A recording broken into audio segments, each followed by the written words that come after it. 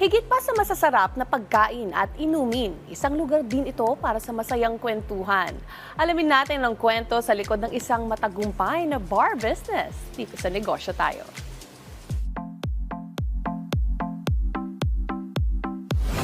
Hi, Miss Grace. How are you? Hi!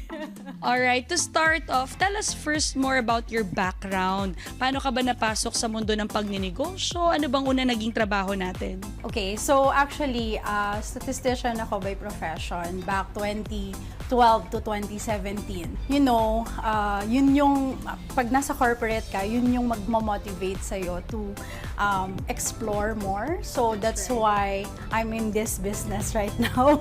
So, bakit medyo malayo? Paano ka napasok? What made you decide to enter bar business? Actually, nung college ako, medyo mahilig din akong uminom. But we created this safe space back in 2024 with my business partner, Mafi, and my husband, Alan. Kasi we were navigating depression during that time. You know, pandemic, and then a lot of businesses closed. Some of our businesses closed, so that's why we were so depressed. And so that's why when we were having dinner with Mafi and Alan, parang we were thinking of our safe space. So that's why this was created. Not only this is your business or safe space, but also kahit paano this help you with your mental health.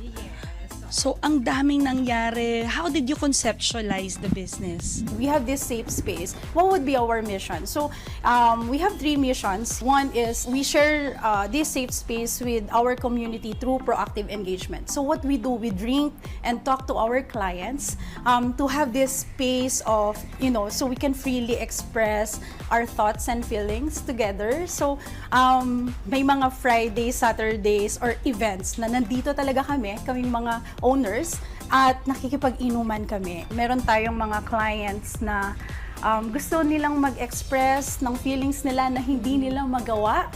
So, they go here and they cry here. So, we're just making sure that we're there. No? Hindi naman kami nagbibigay ng unsolicited advice, but we're there just to listen. It's really nice because more than the business itself and more than, you know, generating income or sales, it's really more of advocating also your mental health awareness and advocating also socialization and building the community. You are located in the heart of Quezon City. Nandito tayo sa Maginhawa. With Miss Grace, bakit importanteng magnegosyo ang bawat mamamayang Pilipino? Parang ang pinanggalingan natin, yung mindset natin, lagi tayo maging empleyado.